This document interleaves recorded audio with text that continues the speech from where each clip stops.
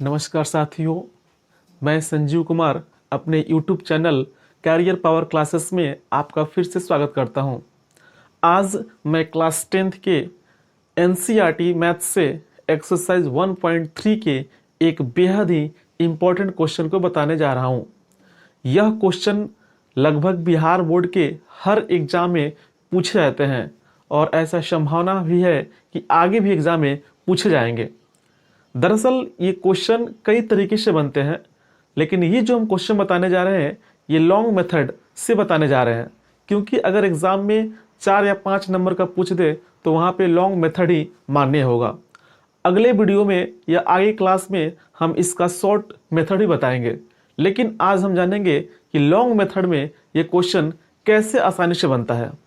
तो आइए देखते हैं बिना टाइम लिए हुए कि क्वेश्चन कैसे बनेगा।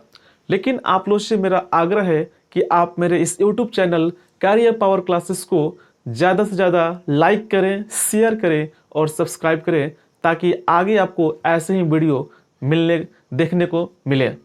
आइए देखते हैं क्वेश्चन क्या है। क्वेश्चन दिया है, सिद्ध कीजिए कि √5 एक अपरिमेय संख्या है। सिद्ध करना है कि √5 एक इरेशनल नंबर है, यानी कि एक अपरिमेय संख्या है। तो सबसे पहले यहाँ पे हम लिखेंगे, माना कि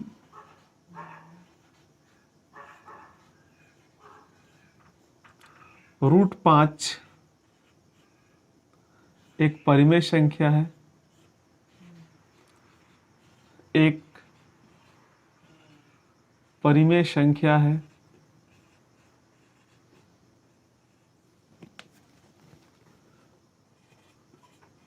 तो परिमेय संख्या के नियम के अनुसार परिमेय संख्या के नियम के अनुसार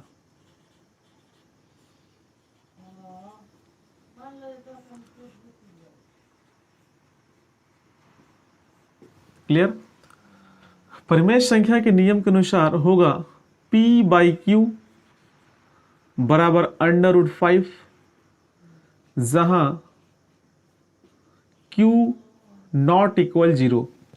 P/Q बराबर √5 जहां Q नॉट इक्वल 0। अब यहां पे लिखेंगे, माना कि इसमें एक उभयनिष्ठ गुणनखंड है, एक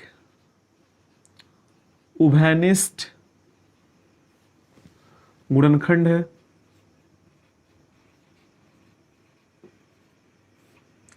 क्लियर, उभयनिष्ठ गुणनखंड क्या है?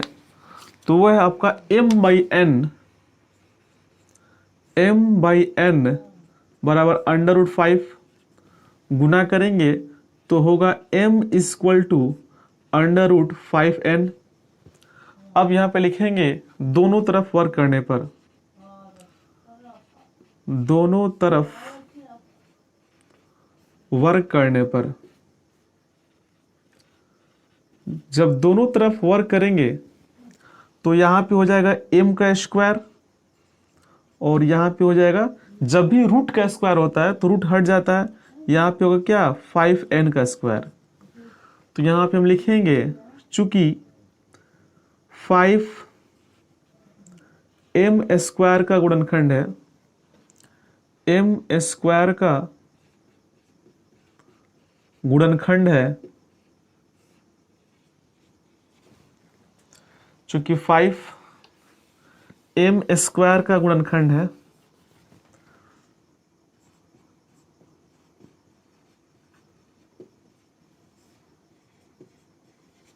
इसलिए 5m का गुणनखंड है, इसलिए 5m का गुणनखंड है। अब यहां पे लिखेंगे, इसको हम मान लेंगे समीकरण 1, इसको मान लेंगे समीकरण 1। अब लिखेंगे, माना कि m बराबर 5 के m बराबर 5k, इसलिए क्या हो जाएगा 5k का स्क्वायर बराबर 5n का स्क्वायर। क्लियर। 5 का स्क्वायर हो जाएगा 25, k स्क्वायर बराबर 5n का स्क्वायर। 5 से 25 5 पर में कटेगा, 5k स्क्वायर बराबर n स्क्वायर। क्लियर। तो यहाँ पे हम लिखेंगे चूंकि 5n स्क्वायर का गुणनखंड है n स्क्वायर का गुणनखंड है, इसलिए 5n का गुणनखंड है।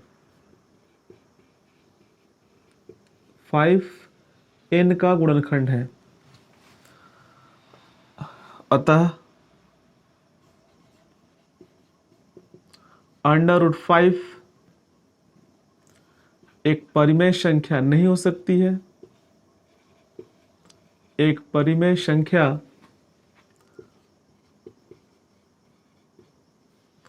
नहीं हो सकती है।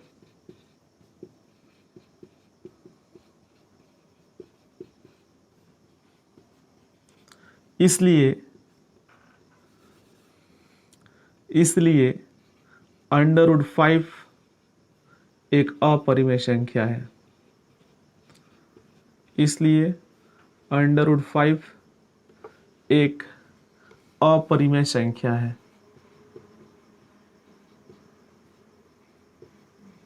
क्लियर। एक बार फिर से बता दे रहे हैं। सबसे पहले लिखेंगे माना कि √5 एक परिमेय संख्या है, तो परिमेय संख्या के नियम के अनुसार p/q इक्वल टू √5, जहां q नॉट इक्वल 0। माना कि इसमें एक उभयनिष्ठ गुणनखंड है, वह है आपका m/n equal to √5, cross multiply गुना करेंगे m इक्वल में हो जाएगा √5n। दोनों तरफ वर्क करने पर तो ये हो जाएगा m का स्क्वायर, और जब भी रूट का स्क्वायर होता है या रूट में रूट से गुना होता है तो यहाँ पर रूट हट जाता है। तो जब √5 का स्क्वायर होगा तो रूट हट जाएगा, बचेगा 5n स्क्वायर। चूंकि 5m स्क्वायर का गुणनखंड है, इसलिए 5m का गुणनखंड है। अब जो यहाँ पे दिया equation 5m square equal to 5n square, m square equal to 5n square, तो वही m इक्वल टू हम मान लिए 5k, तो ये हो जाएगा 5k का स्क्वायर इक्वल टू 5n का स्क्वायर। यहाँ पे m इक्वल टू 5k मान लिए हैं, तो 5k का स्क्वायर इक्वल में 5n का स्क्वायर। 5 का स्क्वायर हो गया 25k स्क्वायर, और यहाँ पे 5 है तो 5 से 25 5 पर कटेगा, तो हुआ 5k square equal to n square, यानी कि 5n स्क्वायर का गुणनखंड है, इसलिए 5n का गुणनखंड है। बस हमें यहाँ पे यही बताना था कि जो उभयनिष्ठ गुणनखंड m/n माने हैं, तो एक बार m स्क्वायर का गुणनखंड होगा, एक बार m का गुणनखंड होगा। उसी प्रकार यहाँ पे एक बार n स्क्वायर का गुणनखंड होगा, एक बार n का गुणनखंड होगा। अतः √5 एक परिमेय संख्या नहीं हो सकती है, इसलिए √5 एक अपरिमेय संख्या है। आपको मैं फिर से बता दूं कि ये मैंने जो क्वेश्चन बताया है लॉन्ग मेथड से बताया है। ये क्वेश्चन शॉर्ट मेथड से भी बन सकता है, जो मैं आगे किसी वीडियो में आपको बता दूंगा। लेकिन मैंने इस लॉन्ग मेथड को इसलिए बताया क्योंकि अगर एग्जाम में 4 या 5 नंबर का क्वेश्चन पूछ दे तो यहाँ पे आपको लॉन्ग मेथड ही मान्य होगा, शॉर्ट मेथड मान्य नहीं होगा। हालांकि अगले किसी वीडियो में हम बार बार कह रहे हैं कि जो इसका शॉर्ट मेथड है उसको भी जरूर बताएंगे। उम्मीद है कि आपको ये क्वेश्चन बिल्कुल समझ में आया होगा, लेकिन अगर फिर भी समझ में नहीं आता है तो आप हमें कमेंट करके बताइए कहाँ पे प्रॉब्लम है, मैं इस प्रॉब्लम का सॉल्यूशन जल्द निकालूंगा। अब यहाँ पे 2 बातें याद रखनी है कि कब परिमेय होगा और कब अपरिमेय होगा। ये बात मैं पहले भी जिक्र कर चुका हूँ कि कब परिमेय होता है और कब अपरिमेय होता है। तो आइए देखते हैं कि कब परिमेय होगा और कब अपरिमेय होगा। यहाँ पे आपको बस ये समझना है कि कौन परिमेय संख्या होता है और कौन अपरिमेय संख्या होता है।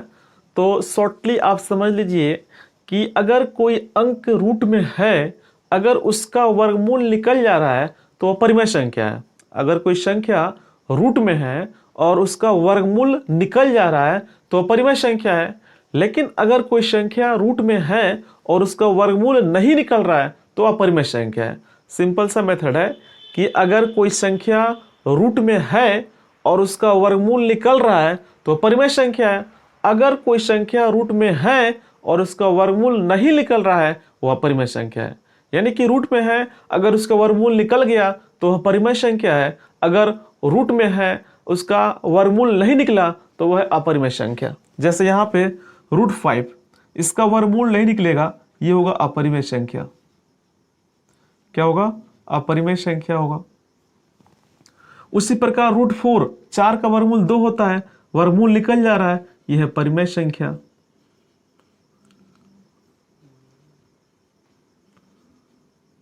क्लियर? उसी प्रकार √2 वर्गमूल नहीं निकलेगा, अपरिमेय संख्या होगा। √9 वर्गमूल निकलता है, 3 होता है, परिमेय संख्या है। √3 वर्गमूल नहीं निकलेगा, अपरिमेय संख्या है। √16 वर्गमूल निकल जाएगा, 4 होता है, परिमेय संख्या होगा। √7 वर्गमूल नहीं निकलेगा, अपरिमेय संख्या है। √25 वर्गमूल निकल जाएगा, 5 होता है, परिमेय संख्या है। यानी इस क्वेश्चन से हम यही सीखें कि यदि कोई संख्या रूट में है और उसका वर्गमूल निकल जा रहा है तो वह परिमेय संख्या।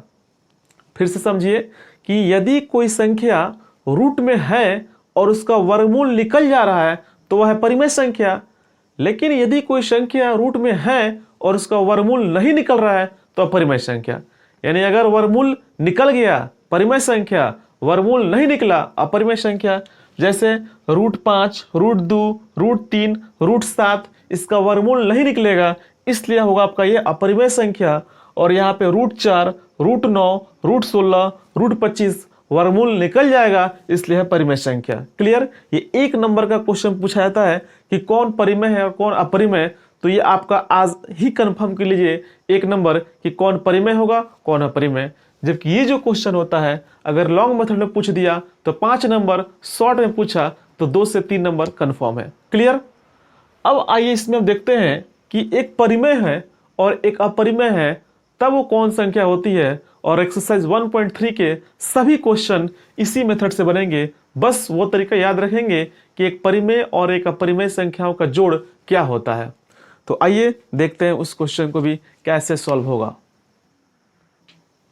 एक्सरसाइज 1.3 के लगभग जितने क्वेश्चन हैं सिंपल इसी मेथड में बनेंगे, उसमें कोई चेंजिंग नहीं होगा।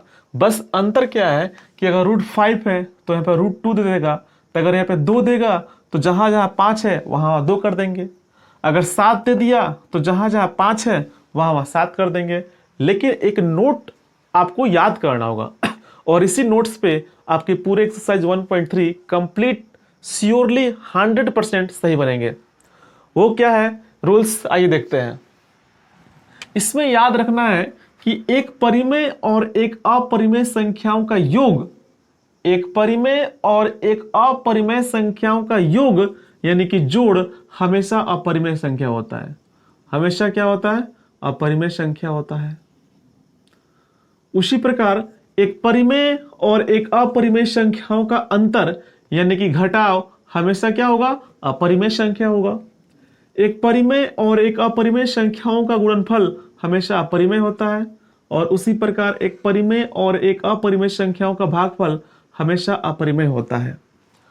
तो उम्मीद है कि ये क्वेश्चन बिल्कुल आपको समझ में आया होगा, क्योंकि ये जो मेन याद करने वाली बातें हैं कि एक परिमेय और एक अपरिमेय संख्याओं का योग यानी कि जोड़ हमेशा अपरिमेय होता है। एक परिमेय और एक अपरिमेय संख्याओं का अंतर यानी घटाव हमेशा अपरिमेय होता है। उसी प्रकार एक अपरिमेय और एक अपरिमेय संख्याओं का गुणनफल हमेशा अपरिमेय होता है। और एक अपरिमेय या और एक परिमेय संख्याओं का भागफल हमेशा अपरिमेय होता है। इसी कंसेप्ट पे ये आपके पूरे एक्सरसाइज 1.3 क्वेश्चन पूरे के पूरे आसानी से बन जाएंगे। उम्मीद है कि आपको ये क्लास बेहद ही अच्छा लगा होगा और आपको समझ में आया होगा। तो मिलते हैं अगले क्लास में, तब तक के लिए बाय बाय। लेकिन हाँ,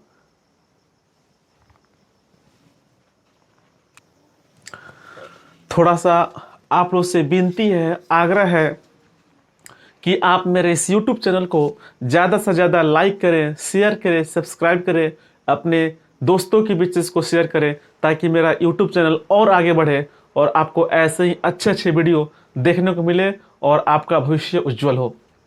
तो मिलते हैं अगले क्लास में, तब तक के लिए बाय बाय।